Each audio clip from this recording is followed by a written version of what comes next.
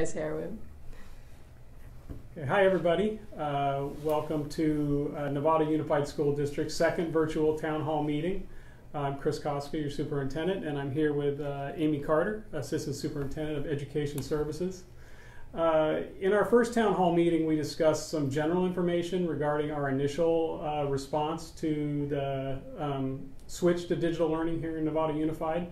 Today we're going to discuss topics more specific to teaching and learning and our plans for the rest of the year. I want to acknowledge that some of the topics we're going to address today are things that people have really strong feelings about.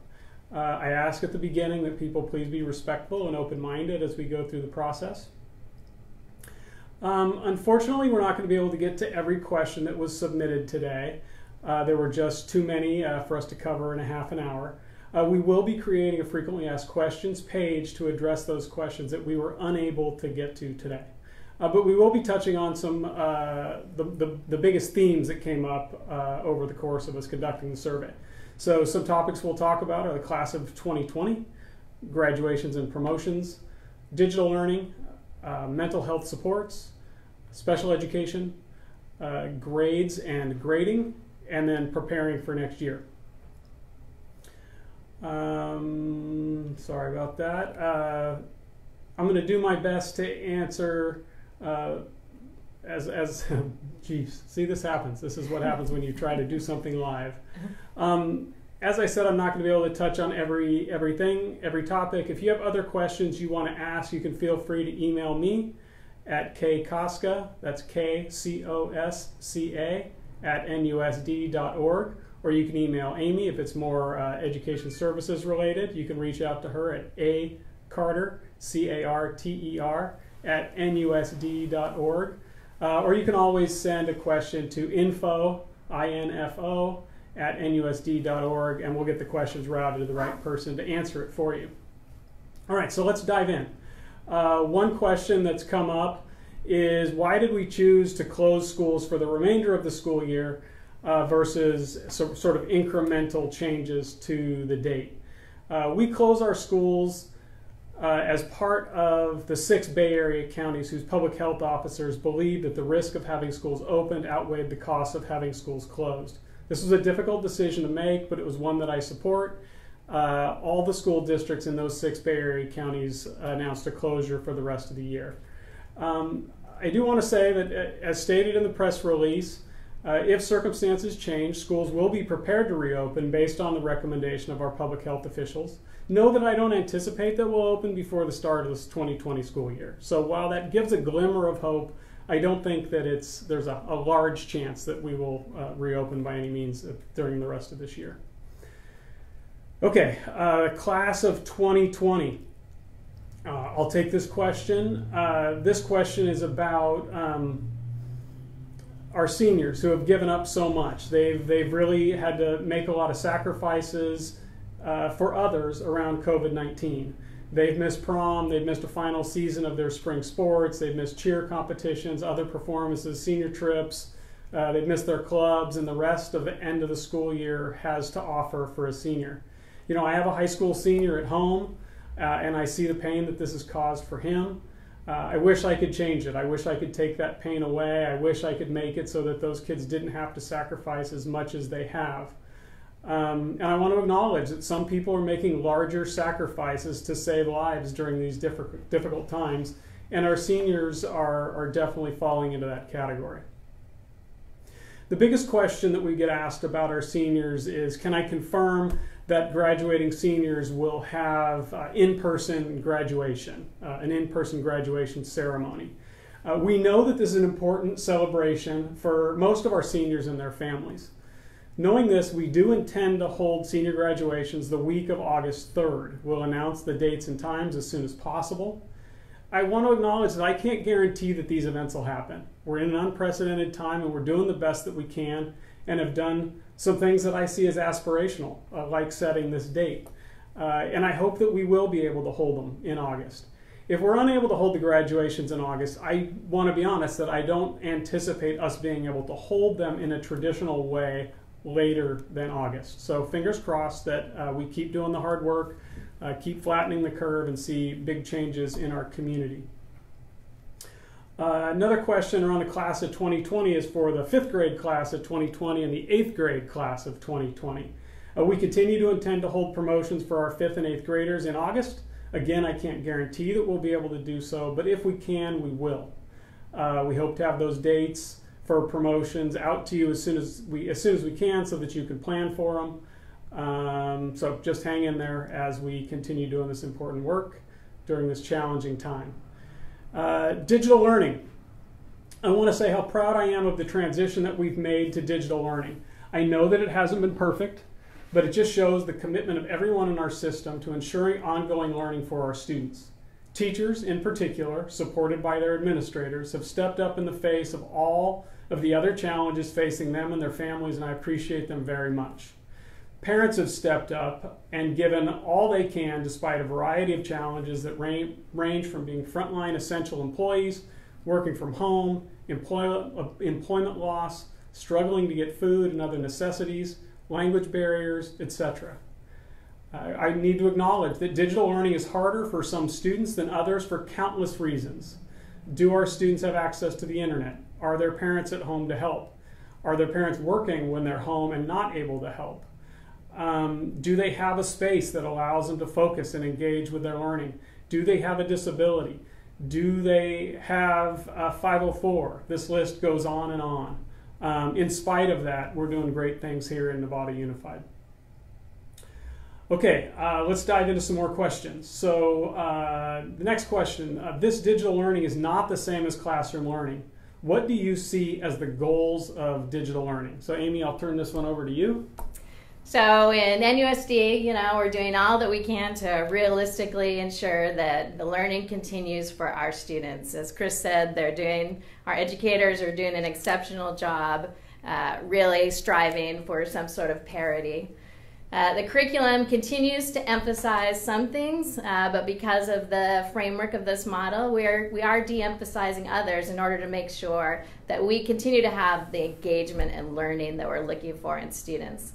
We are keeping in mind that the impact that the situation may have on students, like Kris mentioned, who may be unable to meet those expectations. And our messaging with teachers throughout this time has really been about ensuring that they're fostering those relationships, that we're able to lay eyes on our students and make sure that they know more than anything that our educators in our districts care about them and are concerned about their well-being. All right, great. Thank you, Amie. Next question. Will our students receive instruction for longer periods of time? I'm not exactly sure what this question is getting at, but why don't you do your best to peck away at it. So if we're talking about summer school, there hasn't been any messaging from the state of California or the CDE that may be the case. In fact, we're starting to see some of the summer school planning sort of start to get canceled. So we're not going to see more extended time added to the year. As far as the student stay, we're being advised through research and through what we're all learning in this process that the online digital format is a place where really less is more. And so our instructors are really working for targeted, standards-based, focused lessons that are shorter in length in order to impact the students' learning in a more positive way. All right, great. Next question. How can parents get physical materials if they need them? So we have been troubleshooting this throughout the system over the last few weeks. But if you are a family or you have a student who needs school supplies, please email your child's principal. We do have several nonprofits that are supporting us, the PTAs are supporting us, and we're always able to find ways to ensure that your child has the supplies they need for learning. So if that's the case for you, please reach out to your child's principal. Would you encourage them to reach out to their principals also if their student had materials in their classroom that they needed, and they maybe something in their desk or in their locker that they needed now? Yes. So that's another thing that we've been troubleshooting over the last few weeks. But if your child has an important learning supply that is in one of our NUSD classrooms, we can set up a time for you to meet the principal and get those materials back in the hands of your child. And I want to point out that this is separate from us doing sort of a mass pickup of personal items from schools. We're also working with our principals on a long-range plan to allow students to pick up all the little things that they have in their lockers or in their desks or wherever that might be. I know there are a lot of dirty PE clothes sitting in lockers that need a good washing right about now. So expect more on that. We're hoping that in the relatively near future, restrictions might lift a little bit that might make it easier for us to allow for people to pick up those items. Okay, next question.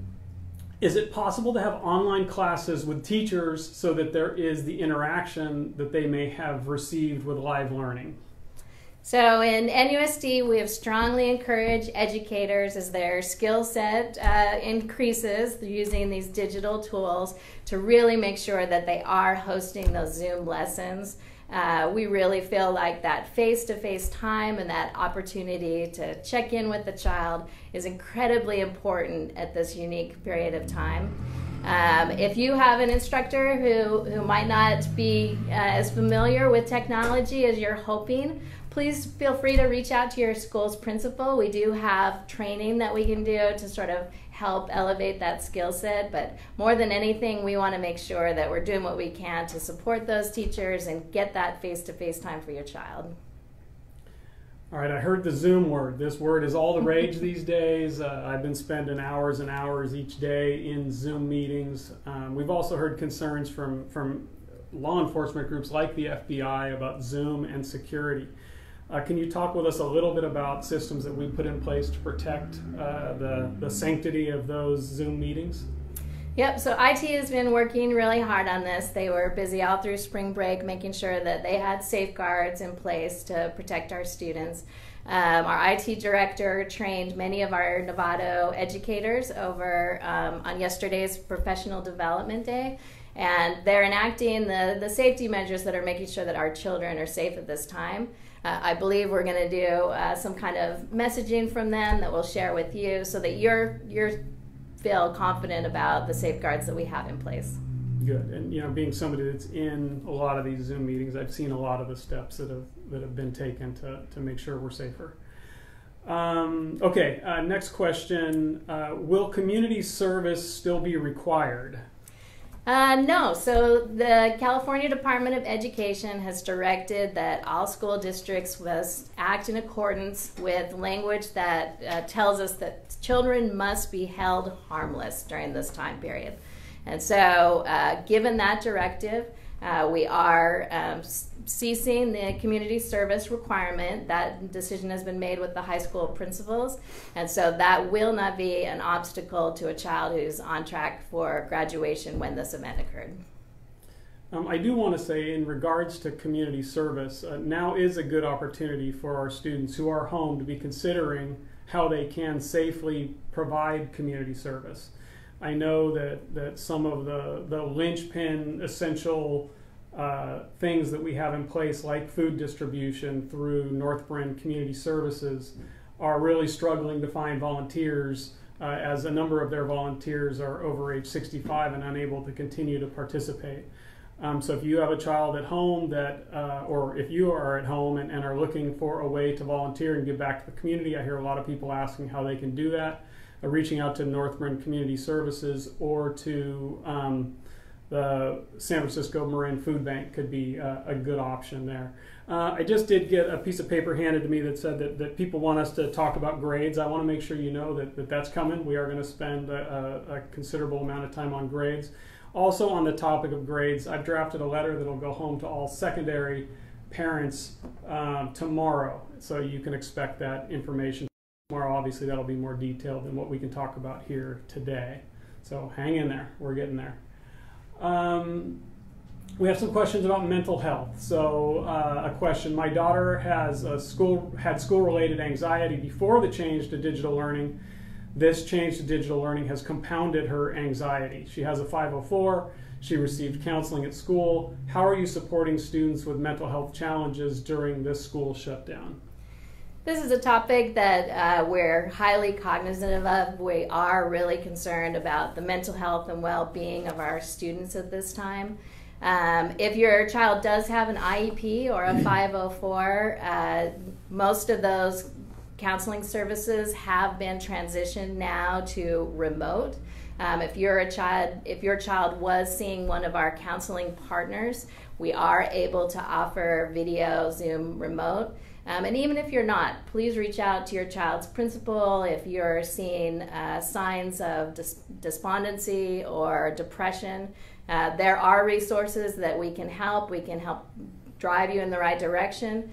We have a lot of resources on our website related to mental health, and we encourage you to act quickly and help bring us into that conversation for your child.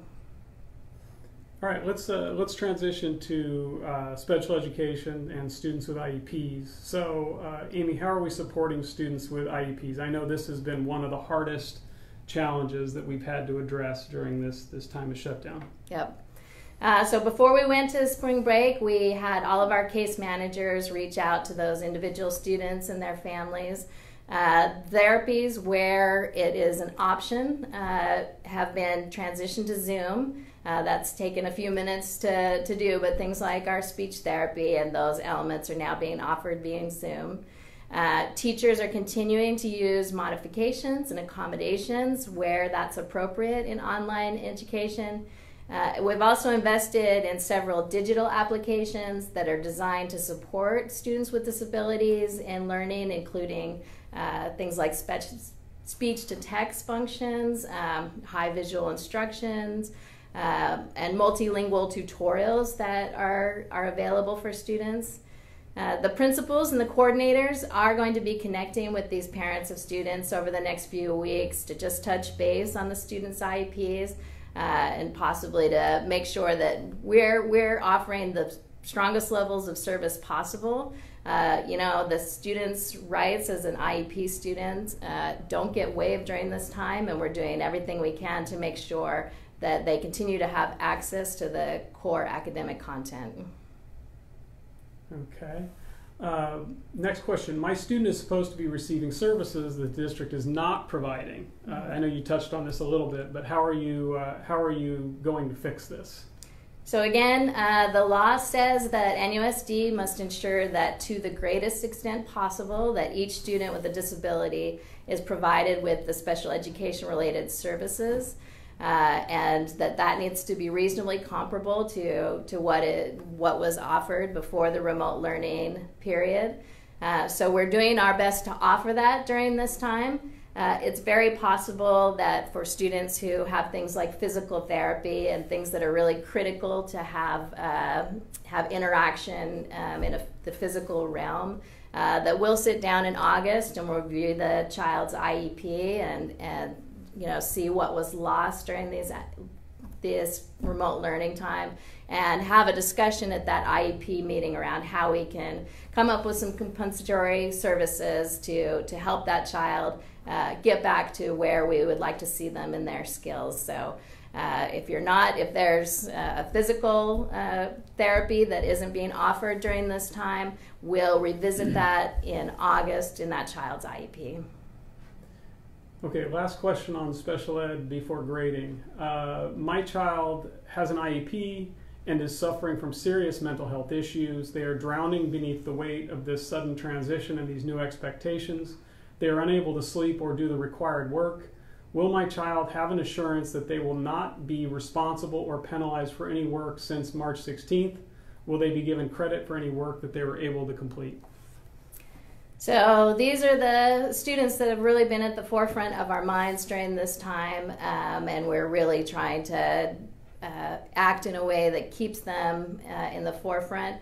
Again, going back to what the state of California has required of us, that is hold harmless during this time period. And so if your child was passing and at that March 13th date, they can expect to pass the class. We would encourage you to make sure that your child is at least having that social interface with teachers and peers that we're offering through education. And if there is a concern about a heightened mental health issue, please reach out to your healthcare provider and reach out to us, and we'll do everything we can to support your child during this challenging time. All right, thank you. Now let's transition to grades and grading. This is a topic that we've spent a great deal of time on, talking with educators, including teachers, principals, superintendents, other district staff members. At the end of the day, I want to say there's no perfect answer to this puzzle. We reviewed all the known options, examining the pros and cons of each idea. And I know that regardless of the decision that we make, there will be people who think we made the right decision, those who will support the decision, and others who will feel like we made a terrible decision. In the end, we decided that for elementary schools, we needed to move away from our current report cards for this trimester. We will be assessing standards, focusing on the essential standards, but not as we did in the first 2 trimesters. We're working with our partners to develop a new document that captures this. We believe that it will address the complex issues we're dealing with during this unprecedented time, and we'll share more information on that topic as it becomes available. For middle and high schools, we're going to be shifting to a credit, no credit model. This is a very hard decision. I know that it's one that some folks are struggling with. As I said, I'll be sending some more information home to our families, particularly our secondary families, tomorrow. While some students are continuing to achieve at high levels in this new world of digital learning, many others cannot due to circumstances that they can't control. These students come from all socioeconomic strata, all ethnicities, abilities, disabilities. They speak different languages at home, or some of them just speak English. They all have different backgrounds. I believe that the superintendent of Palo Alto summarized this best when he said, "This may be the biggest equity issue facing schools during closures. Students already marginalized and battling an entrenched system of inequity cannot possibly shrink those obstacles through distance learning. In fact, it is irrational to believe that anything other than a growth in the achievement gap is likely to happen as services, connections, and resources are stripped from the students most in need. Memorializing this forever in a traditional letter grade is cruel, unnecessary, and indefensible." I have confirmed with UC, CSU, and private colleges, including Harvard and Stanford, that they've all agreed that moving to a credit, no credit grading system will have no negative consequences for students with college aspirations.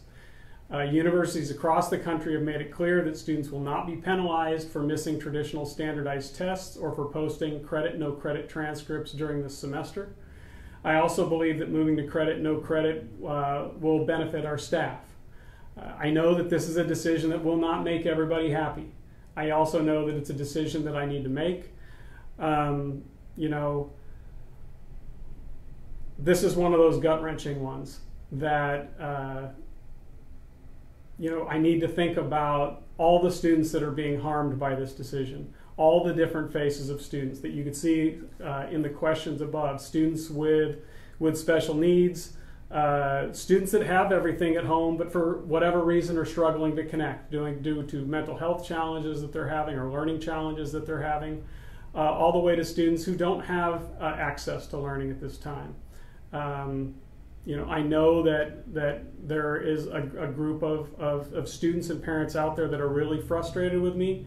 They are the ones that have kids at home that look a lot like my kids, that are high-achieving kids, that had big GPAs in their junior year and senior year. I've gone through the college admission process with 2 of them. It's very different for each kid, regardless of GPA and regardless of test scores. I have faith that what our universities have told me is true. I have faith that they're going to live up to the standard that they have set for themselves, that no students are going to be harmed by these decisions that school districts are making. Okay, so I'm going to move on. The first 3 weeks of digital learning were so difficult for my child. He has ADHD and an IEP. Will he be failed for not submitting several of his assignments? And Amy, I think you kind of touched on this. This is that whole harmless model. Why don't you share a little bit more on that? Yeah. So again, this goes back to the hold harmless language from the state of California, which is that no child will be harmed throughout this period of time. So a student that was struggling, particularly a child with ADHD and an IEP, can expect that there will be no detriment to their grading and their assessment. Okay, my son is a junior. He's taking multiple AP courses. I've heard rumors that NUSD, which we've now confirmed, will be going to a credit, no credit system for grading. I wonder how this will interfere with my child's ability to compete with other schools that are giving grades. I'll address this one. Colleges rely heavily on each high school's unique school profile when considering college applications from that high school. Our high schools will explain our situation and the decisions that we made. I know there are some who believe that since some schools are giving grades and others are giving credit, this will give the students who received grades from other schools an advantage. Universities have confirmed that this is not the case. They've confirmed that they receive transcripts from all around the world and from all across our country. Some of those transcripts don't even include grades or a GPA. And they're used to working through anomalies like this. They're used to working through systems that are different. And they confirm that students will not be harmed by this decision, regardless of their course load, their GPA, or when this happened in their high school journey, whether they were freshmen, sophomores, juniors, or seniors. They understand that this has changed our world in a fundamental way, and they're willing to accept that and work around the decisions that are made. GPA would have been if it were not for this circumstance. Okay, there's a series of questions about preparing for next year. And the biggest question, I think, that sums it up the most is, will our children be prepared for their classes next year? Sammy, why don't you go ahead and tackle that one? So I think it's important for us all to remember that learning at home is not the same as learning at school. And that while we have educators and parents and students making their absolute best attempt during this time, it really doesn't have parity with the quality education that takes place in our Novato classrooms every single day. So while growth and learning will still occur, we'll continue to see student growth, student learning during this time period. It is unlikely, and research is telling us this, that our students will achieve at the level that they would have prior to this crisis. And education scholars, like Superintendent Cosca mentioned, are pointing out that this is going to exacerbate the learning gap. Here in Novato Unified, we have almost 40% of our students come from low-income households. And we expect that that number is only increasing during this time.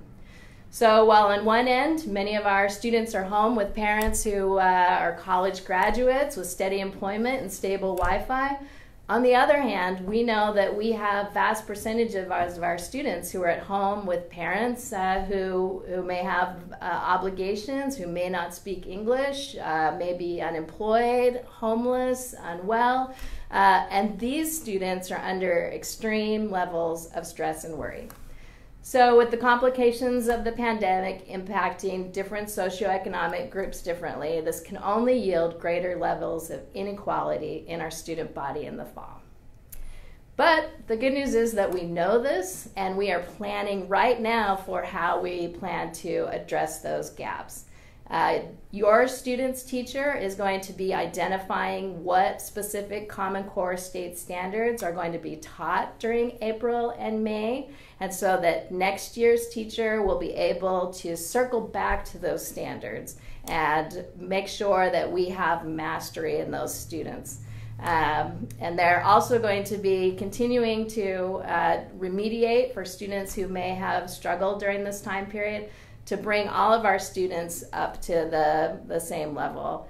Again, the best research minds that are out there are telling us that this work will have to continue for the next few years, and we'll be making every effort to do that until our data indicates that our students have recovered from the territory that they may have possibly lost during this time.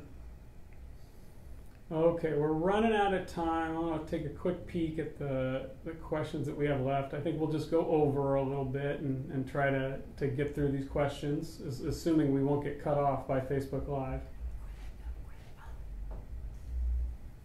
I think addressing motivation. Okay. So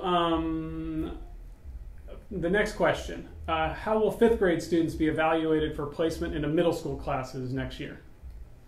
So our elementary and middle school principals are working together to determine the best plan to make sure that there is that smooth transition. And they are going to be in contact with your 5th grade students' teachers, and that is communicated between those departments and taking place even now. All right. Let's see. When will we have our online meeting with the high school counselor to register for 9th grade? The last report was that most of our 9th grade parents have had this meeting with their high school counselor, so I'd say probably within the next week we'll get the last of those done so we can start putting together a schedule for your child for next year. Okay, I'm going to touch on a couple things that have come up in the comment section. One of them is about motivation. We're getting lots of questions about if we move to credit, no credit, will students continue to be motivated to achieve and to participate in school.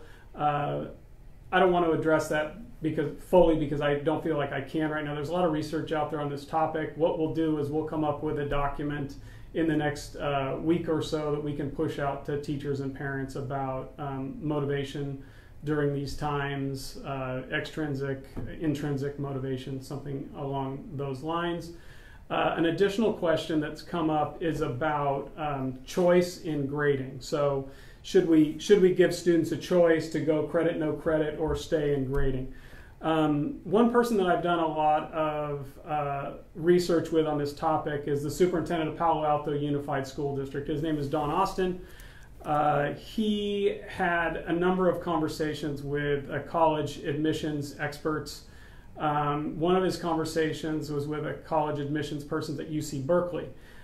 In that conversation, he asked them, talk to me about the choice model as opposed to credit, no credit. They said credit, no problem. They said sticking with grading, no problem.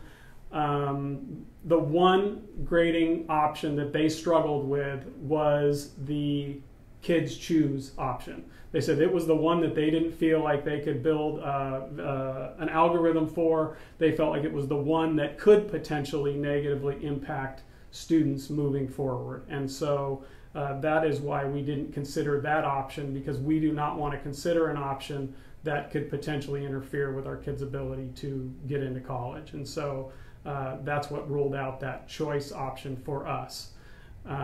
So with that, I want you to know there will be more communications coming. We'll send out a secondary grading letter to all of our secondary families tomorrow, and we will send out something about motivation in the next few days. And I want to thank you for your time today. I want to thank you for all that you are doing at home to support our students and our community. And I want to acknowledge that all of us are making huge sacrifices so that we can flatten the curve and save lives in Novato and beyond. Thank you and take care.